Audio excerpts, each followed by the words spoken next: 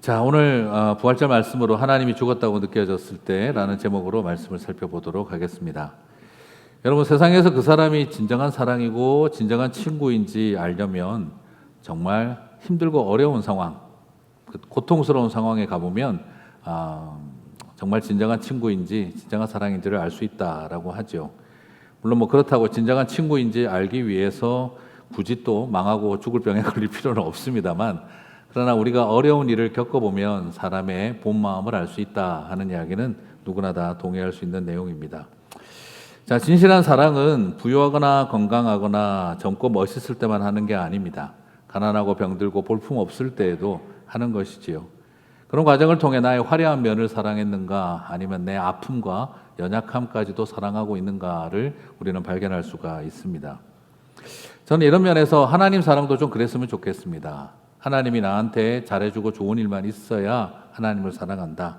홍해를 갈라주시고 문둥병자도 치유해주시고 죽은 자도 살리시고 경제적인 축복을 주시면, 아무 일도 안 생기고 무탈하게 살게 해주시면 하나님은 사랑한다. 그러나 장애를 안고 살아가고 진흙탕에 빠지고, 그리고 때로는 고통과 질병에 시달리고, 그리고 하는 일마다 제대로 되지 않고 간절히 기도해도 사랑하는 사람이 떠나는 것을 봐야 한다면 나는 하나님 사랑할 자신이 없다 하는 마음도 있습니다. 그러나 여러분, 언제 우리는 하나님을 사랑한다 말할 수 있겠습니까? 힘들고 어려울 때에도 진실하게 사랑할 수 있는 마음이 참된 사랑 아니겠나 하는 생각을 해봅니다. 왜 그렇게 할 수 있냐 그러면요, 주님께서 우리를 또한 그렇게 사랑하시기 때문입니다. 우리가 일을 잘하고 우리가 훌륭하게 살기 때문에 주님이 저와 여러분을 사랑하시는 것은 아닙니다.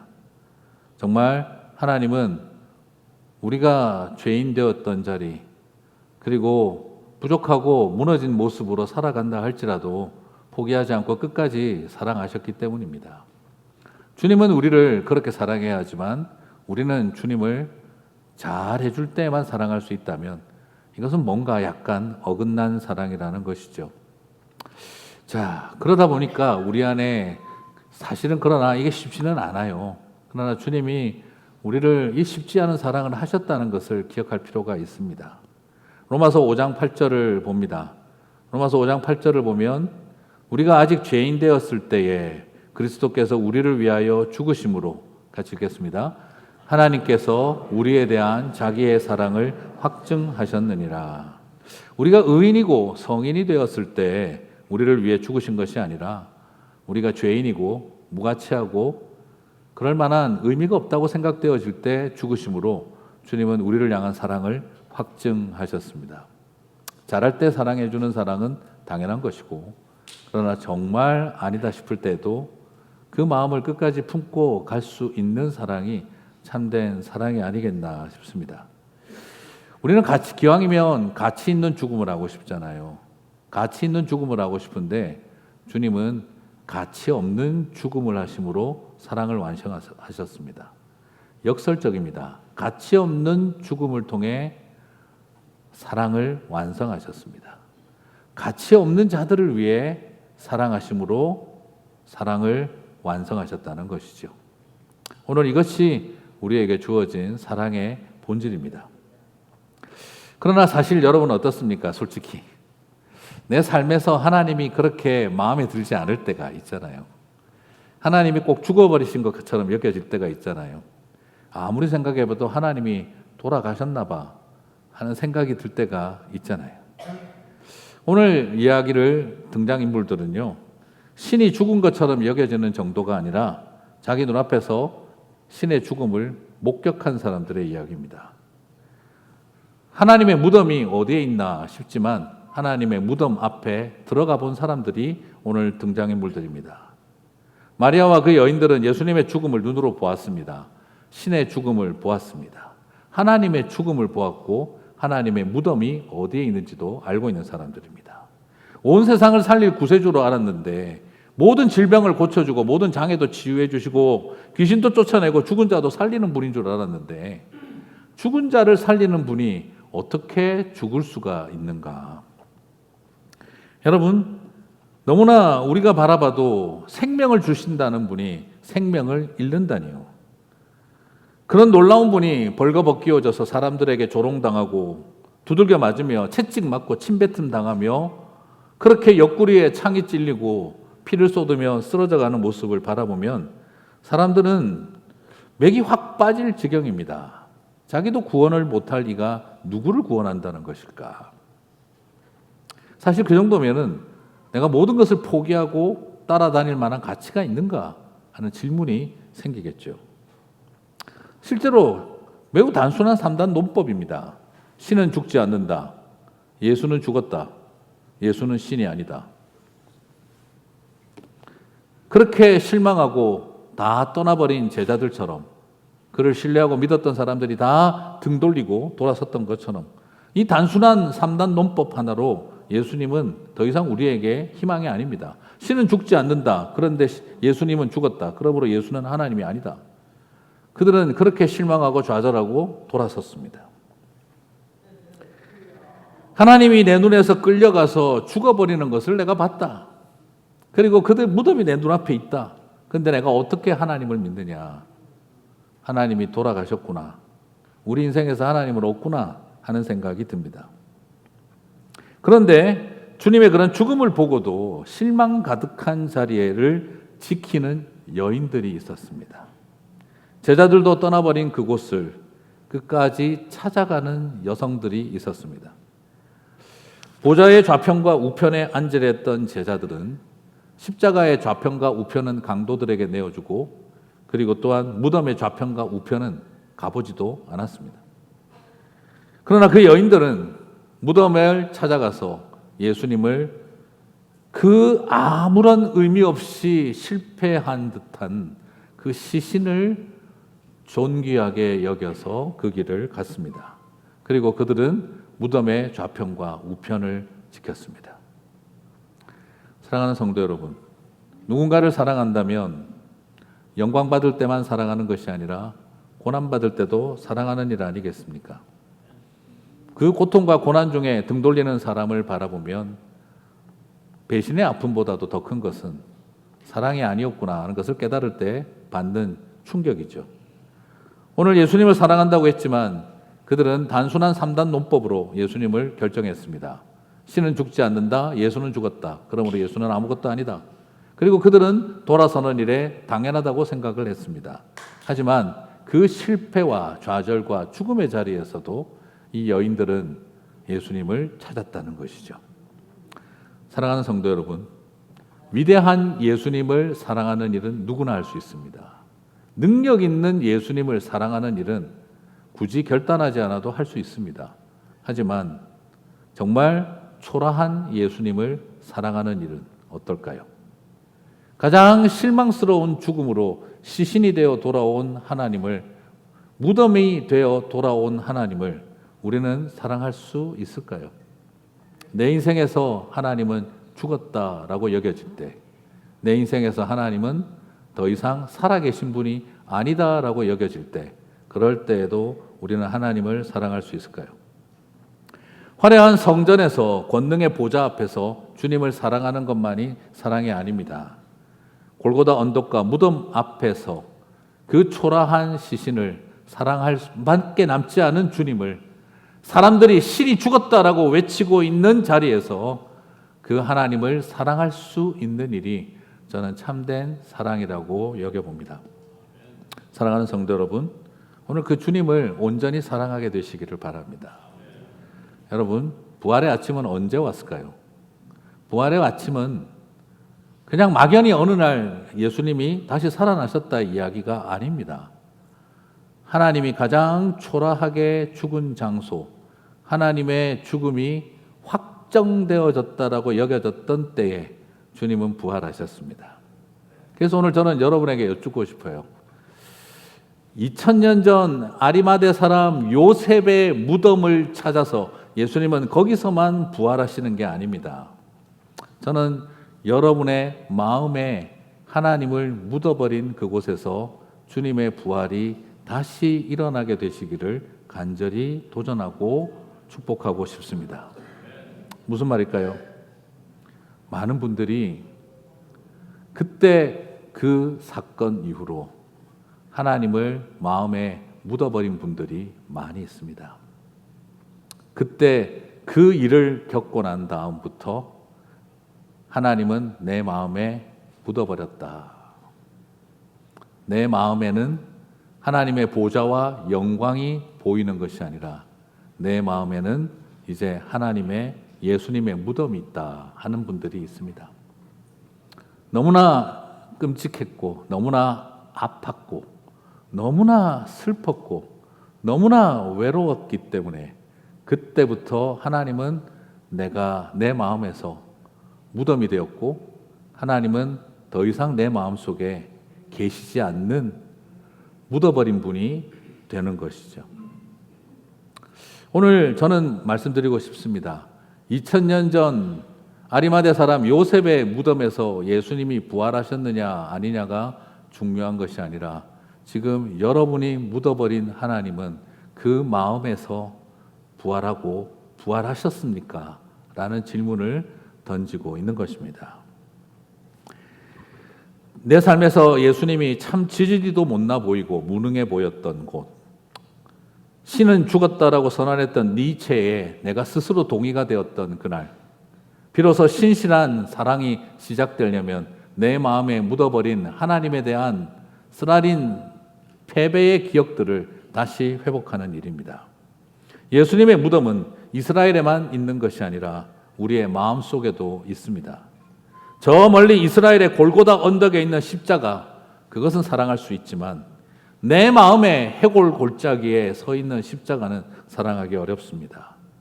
아리마대 사람 요셉의 무덤에서 부활하신 예수님을 찬양하는 일은 할 수 있지만 내 마음에 묻어버린 하나님을 다시 부활의 아침에 만나기는 쉽지 않다는 것이죠.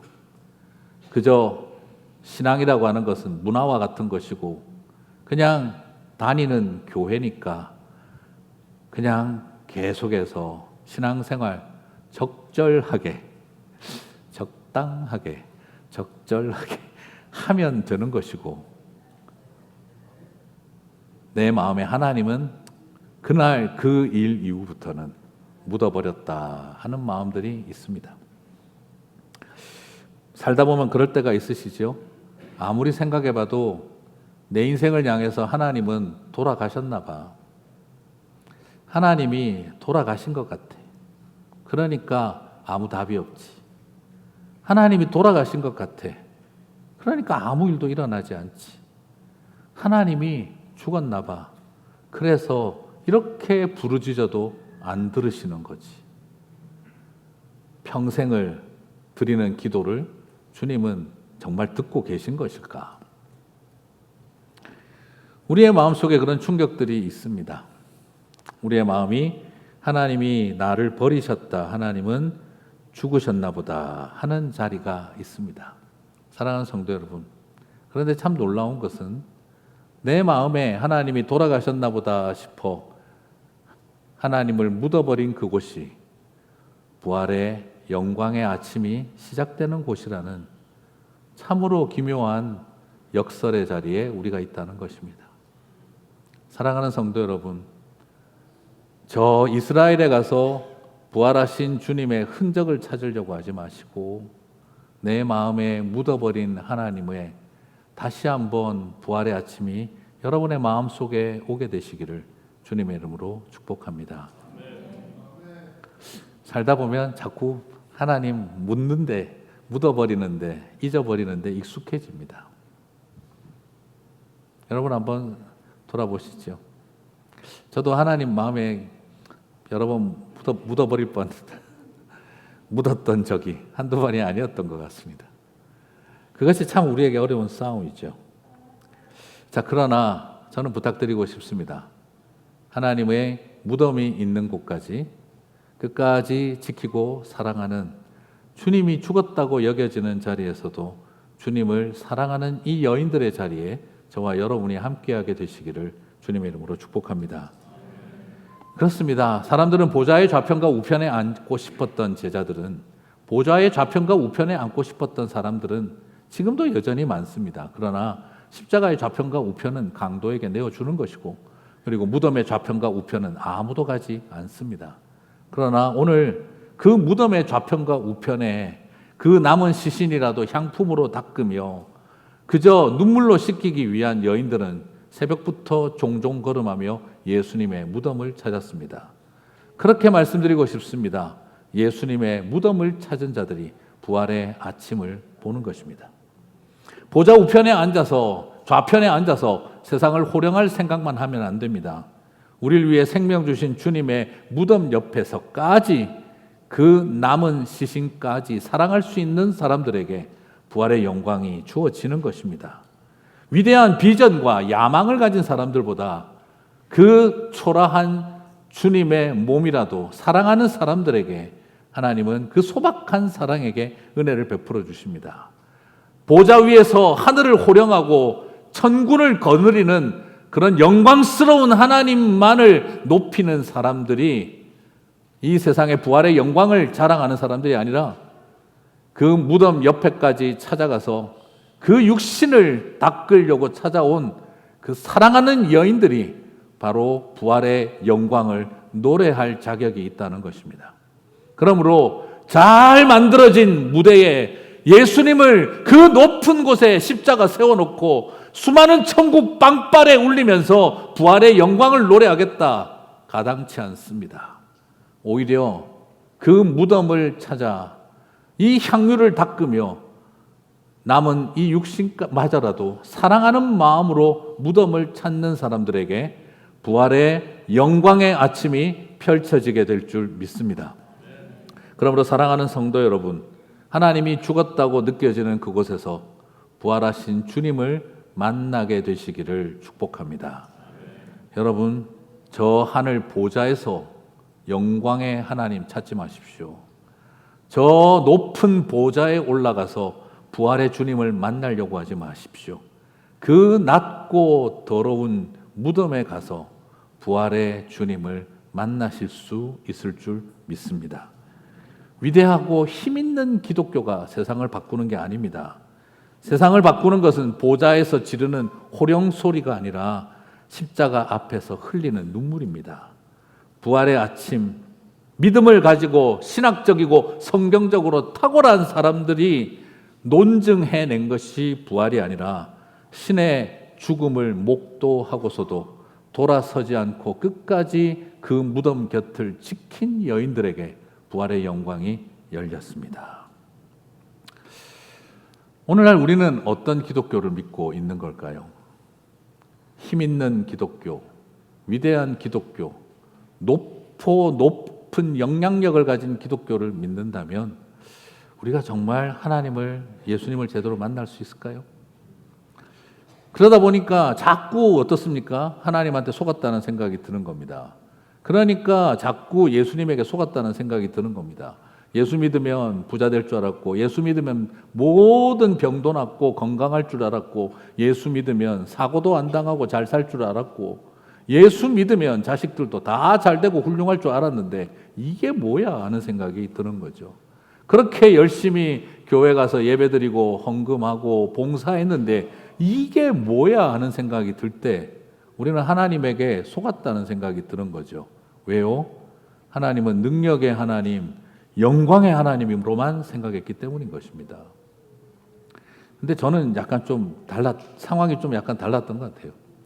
저는 교회를 처음 나갔던 이유가 딴 게 아닙니다. 그냥 하나님이 죽었다고 느껴졌기 때문에, 나도 죽었다고 생각했기 때문에 그때 교회를 참 나갔어요. 그게 뭐냐 그러면, 저에게 있어서 누가 물어본다면 하나님은, 목사님한테 하나님은 어떤 분입니까? 라고 예전에 한 청년이 물어봤는데 제가 그렇게 대답을 했었습니다. 나에게 있어서 하나님은 글쎄 영광스러운 하나님보다는 그냥 내 욕바지 되어주신 하나님이셨습니다. 나한테 있어서 하나님은 그냥 비 올 때 같이 비 맞아주신 분이었고, 그리고 울 때 같이 옆에서 울어주신 하나님이셨습니다. 그래서 너무너무 힘들고 고통스러울 때 부모님들 앞에서 소리 지르고 원망하자니 아버지 어머니 힘들어할 것 같고, 동생들 앞에서 오빠가 또 난리치고 이러면 또 동생들 좌절할 것 같아서 어디 좀 소리내서 울고 싶은데 울지도 못하겠고, 화를 내고 싶은데 화낼 수도 없고, 욕이라도 실컷 해보고 싶은데 욕도 못하겠다 싶었을 때 나한테 다 해라. 내 욕바지 되어주신 분이 하나님이셨습니다. 같이 울어주시고 같이 비 맞아주신 분. 그래서 나는 나중에 내가 예수님 만나고 나서 쏟아놨던 욕만큼 찬양하겠습니다. 울었던 만큼 같이 웃고 싶고, 그리고 좋은 날 같이 함께 뛰고 싶습니다. 그렇게 감사했던 적이 있습니다. 라고 나눴던 적이 있습니다. 그래서 그런지 저는 솔직히 교회 처음 나갔을 때 잘 이해가 안 가더라고요. 하나님이 왜 이렇게 나를 힘들게 하냐? 하나님이 왜 이렇게 우리 아이들이 이렇게 되게 하느냐? 막 그런 이야기를 들을 때면은, 아니, 고통스럽기 때문에 하나님이 필요하지. 왜 고통스러워서 하나님이 필요 없다고 저렇게 하실까? 하나님은 나한테 잘 되게 해주신 분이 아니라 아무 답이 없을 때 나를 지켜주셨던 분이신데, 가장 힘들고 좌절할 때 같이 울어주는 게 하나님인데 왜 힘들어지니까 하나님이 필요 없다고 할까? 저는 솔직히 잘 처음에 이해가 안 갔었어요. 근데 이해는 가더라고요. 저도 자식 키우고 살아보니까 또 다르더라고요. 그러고 나서 가장 힘들 때 만나주신 하나님을 고마워했는데 나중에 어느 틈에 힘들어지니까 우리 애가 장애를 가지고 태어나고 그렇게 돌아가시 상황들이 되니까 마음속에 하나님을 묻어버리겠다 싶더라고요. 그런 싸움들이 일어나더라고요. 여러분들도 왠지 저만 그런 것 같다는 느낌이 살짝 드는데, 불쌍한 표정 내지는 어쩌다가 저게 목사가 됐을까 이런 표정처럼 느껴지는데, 저에게는 그 모든 과정, 내 욕바지가 되어주신 하나님, 그러면서도 하나님을 묻어버리려고 했던 그런 사람이었음에도 불구하고 하나님이 참 그 자리에서 사랑한 하나님이 저에게 모든 것이 되었구나 하는 생각을 하게 됩니다. 그래서 오늘 저는 여러분, 그 루마니아의 그 리차드 범브란트라는 목사님이 있는데 1948년 공산 지하에서 아주 그냥 그 비밀 경찰에 잡혀서 14년간을 지옥 같은 옥살이를 했던 분입니다. 모진 태형과 지하 10m 감방에서 약물과 고문에 시달렸고 엄청난 심리전을 견뎌야 했습니다. 수년 동안은 아무도 면회를 시켜주지 않았고 그는 잊혀진 존재처럼 여겨질 정도였다고 합니다.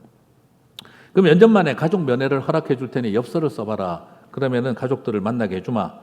그 방송이 나와서 너무너무 기뻐서 받은 엽서에다가 면회를 오라고 해주고, 그리고 그 간수들은 와가지고 면회 날짜가 잡혔다고 이야기를 해줬습니다. 면회 당일 기쁨에 들떠서 그 날을 준비했는데 면회 당일날 아무도 면회를 오지 않았습니다. 면도도 하고 새로 나온 내복과 좋은 옷도 입고 들뜬 마음으로 가족들을 기다렸는데 아무도 면회를 오지 않았습니다. 알고 보니 사실은 그 간수들이 고도의 심리전을 쓴 것입니다. 가족 그 엽서를 전달해 주지 않고 가족들은 면회가 있는지도 모르고 있었고, 그래서 가족들이 오지 않으면 범브란트가 무너질 거라고 기대했던 것이죠. 굉장한 잘 디자인된 고도의 심리전을 펼쳤습니다. 이런 사실을 전혀 몰랐던 목사님은 하염없이 기다렸습니다. 다른 제수들이 면회 시간 동안 가족들을 만나 웃는 대화 나누는 시간을 들을 때 그것은 마치 자신에게는 비수처럼 꼽혀오는 고통이었습니다. 홀로 우두커니 벽만 쳐다보고 앉아있던 범브란트 목사님, 완전히 버림받은 사람처럼 여겨졌습니다. 소외감에 사로잡히고 희망은 절망으로 무너지고 있던 그때 그 대기실에 갑자기 방송 소리가 나옵니다. 그 간수들은 그때를 기다리고 말을 꺼낸 거죠. 아무도 너를 사랑하지 않는다. 이젠 아무도 너를 기억하지 않는다. 너는 잊혀진 존재다. 그 말을 듣는 순간 지금까지 그 오랜 고문과 고통을 이겨왔던 범브란트 목사도, 그 목사님도 자기 연민에 빠져 서럽게 울며 무너지기 시작했다고 합니다. 그리고 그 고통에 이겨내지 못하는 모습을 바라보고 있던 간수들은 마지막 메시지를 스피커를 통해 방송으로 들려줍니다. 하나님은 죽었다. 하나님은 계시지 않는다. 그리고 신은 너를 잊었다. 라고 들려온 거예요. 후에 범브란트 목사님은 말합니다. 그 방송이 시작되고 나서 너무나 놀랍게도 난 그들의 말이 믿어지기 시작했습니다. 아무도 나를 사랑하지 않고 가족들도 나를 잊어버렸고 하나님도 나에게 관심이 없다. 하나님은 어쩌면 관심이 없는 것이 아니라 실제하지 않는 신인지도 모르겠다. 하나님은 죽은 신이다. 스스로가 그 생각으로 받아들이고 있었다는 것이죠.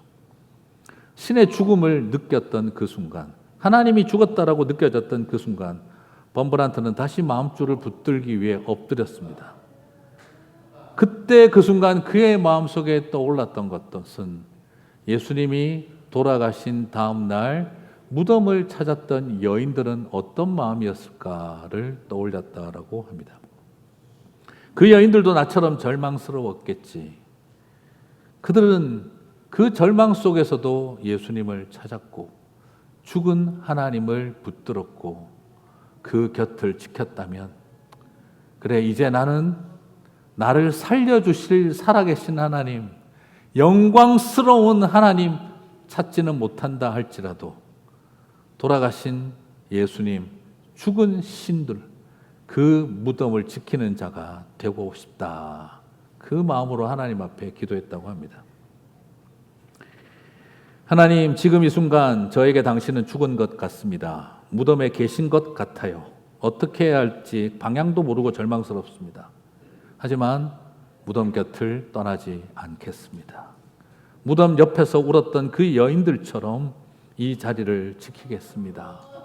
그리고 당신이 죽은 것처럼 여겨지는 이 무덤 같은 이 감옥에서 부활의 아침을 보고 싶습니다. 사랑하는 성도 여러분, 그 여인들에게 부활의 아침이 주어진 것처럼 14년의 감옥 생활을 끝난 범브란트 목사님에게 부활의 아침이 열렸습니다. 그리고 범브란트 목사님은 그 루마니아 땅에서 부활과 부흥의 문을 열어 젖힌 하나님의 사람으로 쓰임받게 되었습니다. 사랑하는 성도 여러분, 무엇입니까? 우리 모두가 다 다윗처럼, 그리고 또한 정말 기쁨과 감격이 넘치는 하나님의 사람들처럼 찬양하고 노래하고 신앙생활할 수는 없을 것입니다. 때로는 무너집니다. 때로는 신이 죽었다는 생각이 들 정도입니다. 내 인생에서 하나님은 돌아가셨구나 생각이 듭니다.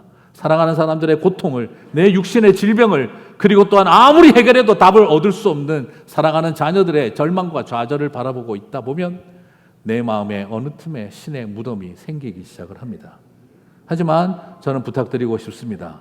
하나님이 가장 영광스럽고 위대하고 강력할 때만 하나님은 살아계신 것이 아니라 우리가 보기에 무덤 속에 계시고 신이 죽었다라고 여겨지는 그 자리에서도 부활의 아침은 기필코 오는 줄 믿습니다. 저와 여러분에게 그 소망을 붙드는 하나님의 백성들, 자녀들이 되시기를 주의 이름으로 축복합니다. 그렇습니다. 오늘 이 마음에 우리가 무너질 때, 그러나 위로는 거기에 있습니다. 위대한 하나님이 우리의 위로가 되는 것이 아니라 하나님이, 예수님이 죽은 것처럼 여겨지는 자리에서도 우리에게는 부활의 아침이라는 소망이 있습니다. 오늘 그것을 붙들고 살아내어가는 저와 여러분이 되시기를 축복합니다. 주님의 무덤은 신의 죽음만 있는 곳이 아니라, 신의 죽음만이 있는 곳이 아니라 이제 다시 부활이 시작되어지는 장소입니다. 그러므로 부탁하고 싶습니다. 2000년 전 이스라엘에 예수님이 어디서 부활했는지는 관심 없습니다. 그러나 오늘 내 마음에 묻혀있는 주님의 무덤에서 여러분 다시 한번 부활의 소망이, 아침이 밝아오게 되시기를 축복합니다. 그 여인들에게 천사는 말합니다. 마가복음 16장 6절, 청년이 이르되 놀라지 말라, 너희가 십자가에 못 박히신 나사렛 예수를 찾는구나. 같이 읽겠습니다. 그가 살아나셨고 여기 계시지 아니하리라. 여러분, 이 고백이 여러분의 고백이 되시기를 바랍니다. 그가 살아나셨고 이제 더 이상 내 마음의 무덤에는 그가 계시지 아니하느니라. 이 마음의 고백을 드릴 수 있는 저와 여러분이 되시기를 바랍니다. 사탄은 끊임없이 공격할 겁니다. 네 삶을 봐라. 하나님이 어디 살아 계시냐. 네 인생을 봐라. 하나님이 어디 계시냐. 네 자녀들을 봐라. 네 배우자를 봐라. 하나님이 어디 살아 계시냐. 그러나 오늘 우리가 믿음으로 선포할 수 있게 되기를 바랍니다. 그가 여기 계시지 않고 다시 나를 위해서 생명으로 부활하신 줄 믿는다. 이 고백이 저와 여러분을 당당하게 만들어 가실 줄 믿습니다. 그래서 선포하십시다. 돌아보고도 싶지 않고 기억하고도 싶지 않고 다시 찾고 싶지도 않았던 하나님의 무덤이 있는 그곳이 부활의 첫 땅이 된 줄 믿습니다.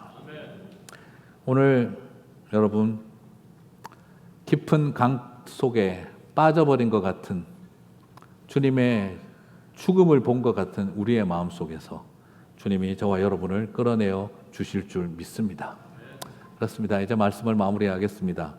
고린도후서 4장 14절을 보시면 다 함께 한번 읽겠습니다. 주 예수를 다시 살리시니가 예수와 함께 우리도 다시 살리사 너희와 함께 그 앞에 서게 하실 줄을 아노라. 아멘. 얼마 전에 나눴던 말씀입니다. 부활주일날 예수님이 부활했다 하는 것만 알면 100점 만점에 50점입니다. 예수님이 부활했다는 것만 알면 제대로 모르고 계신 것입니다. 예수와 함께 우리도 다시 살리셨다. 여러분, 이것이 주님이 부활하신 목적입니다. 예수님을 다시 살리는 것이 목적이 아니라 예수님을 다시 살리신 것은 저와 여러분을 다시 살리시기 위해서입니다. 여러분, 이걸 다시 읽을 때 우리도를 바꿔서 자기 이름을 한번 넣어보시기 바랍니다. 가끔 보니까 착각하는 분들이 예수님 할 때 자기 이름을 넣는 분이 있는데 큰 착각하시면 안 되고요. 우리도 할 때입니다, 분명히. 네, 같이 한번 다시 읽어볼까요?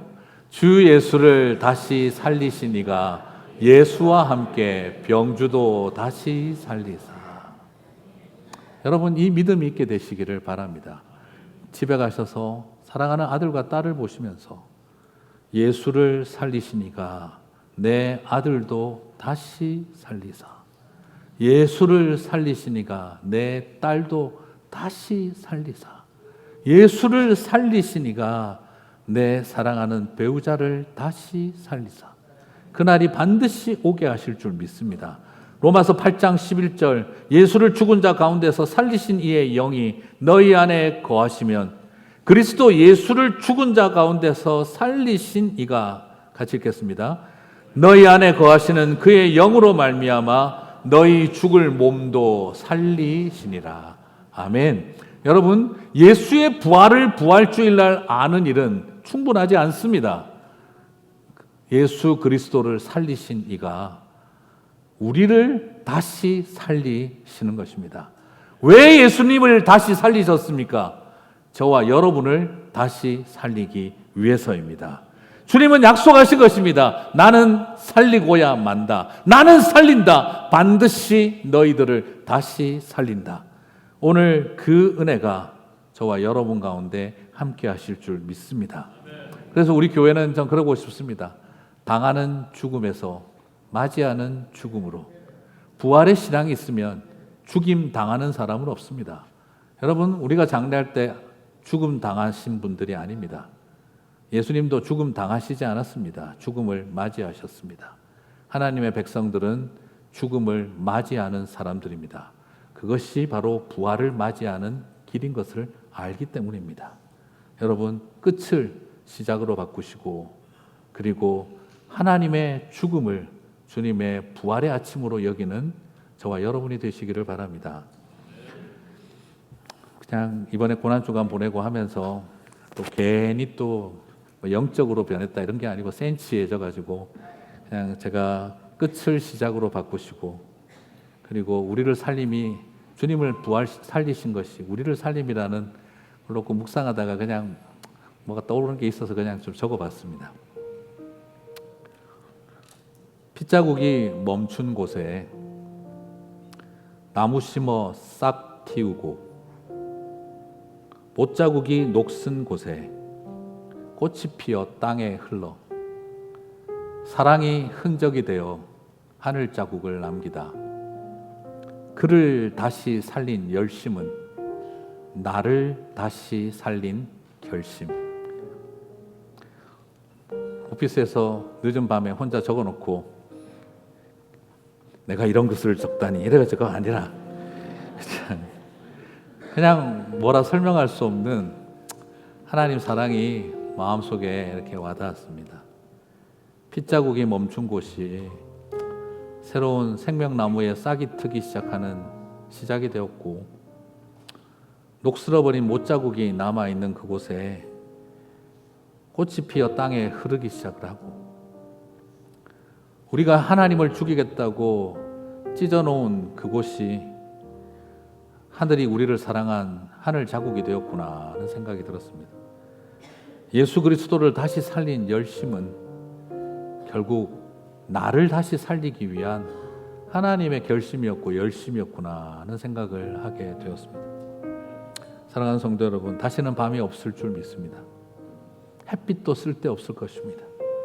하나님이 우리의 영원한 빛이 그 되어주실 날이 올 줄 믿습니다. 다시는 눈물이 없겠고 다시는 슬픔과 고통도 없어지는 그날, 하나님과 우리가 영원히 함께 사는 그날이 기필코 있게 될 줄 믿습니다. 실수 없으신 완벽한 일하심으로 마침내 그날에 주님의 약속을 다 이루실 줄 믿습니다. 하나님이 죽었다고 여겨졌던 내 마음의 무덤 앞에서 오늘 부활의 아침을 여는 저와 여러분 되시기를 바랍니다. 그날은 반드시 올 것이며 주님이 다시 오실 그때 이 땅에서 우리의 기다림과 눈물이 하늘의 영원한 위로로 채워질 줄 믿습니다. 함께 자리에서 일어나셔서 찬양하고 기도하고 마치겠습니다.